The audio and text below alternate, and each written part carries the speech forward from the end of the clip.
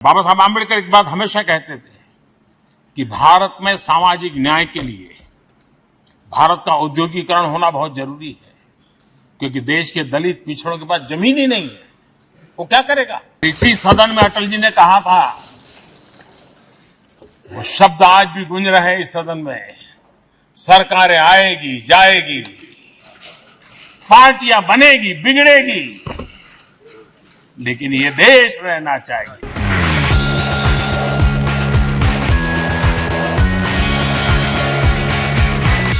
ये वो सदन है जहां पंडित जी को इसलिए भी याद किएगा, अनेक बातों के लिए याद करेगा, लेकिन हम जरूर याद करेंगे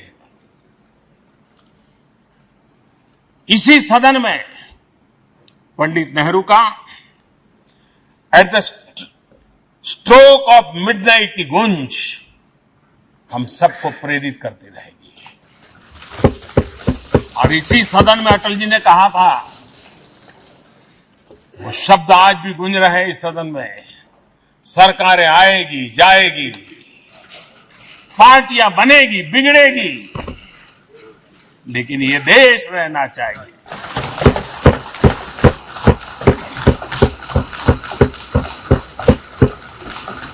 आदरणीय अध्यक्ष जी, पंडित नेहरू की जो प्रारंभिक मंत्री परिषद थी, बाबा साहब आम्बेडकर जी एक मंत्री के रूप में दुनिया की बेस्ट प्रैक्टिसेस भारत में लाने पर बहुत जोर दिया करते थे।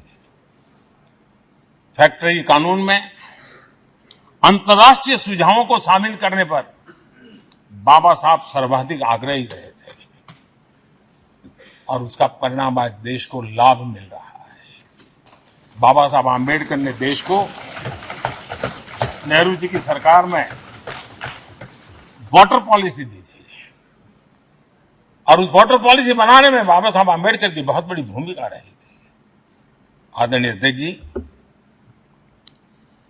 हम ये जानते हैं कि भारत में बाबा साहब आम्बेडकर एक बात हमेशा कहते थे कि भारत में सामाजिक न्याय के लिए भारत का औद्योगिकरण होना बहुत जरूरी है, क्योंकि देश के दलित पिछड़ों के पास जमीन ही नहीं है, वो क्या करेगा।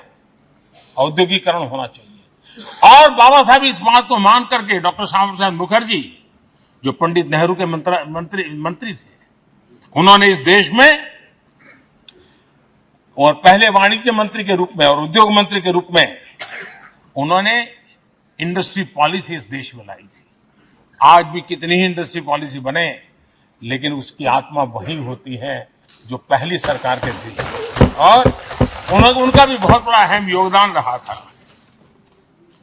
आदरणीय अध्यक्ष जी, लाल बहादुर शास्त्री जी ने 65 के युद्ध में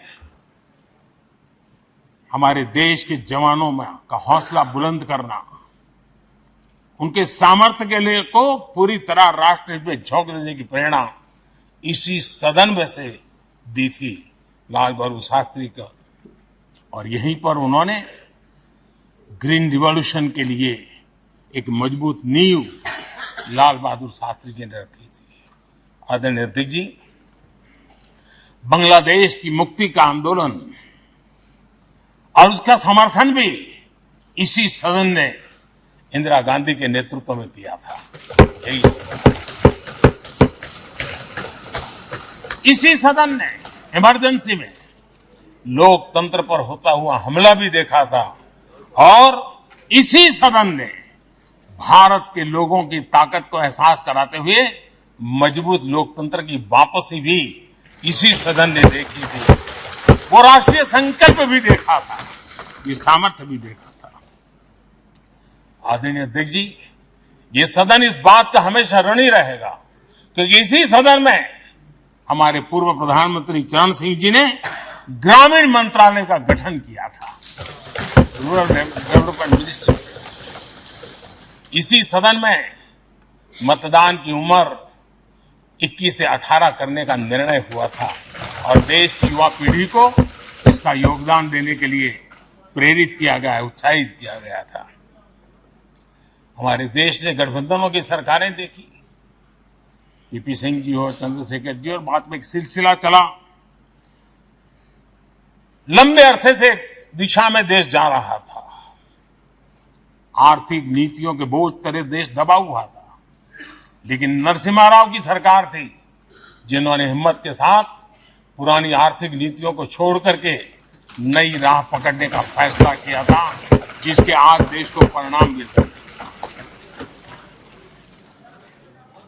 अटल बिहारी वाजपेयी जी का सरकार भी हमने इसी सदन में देखी, सर्व शिक्षा अभियान देश में आज वो महत्वपूर्ण बन गया है।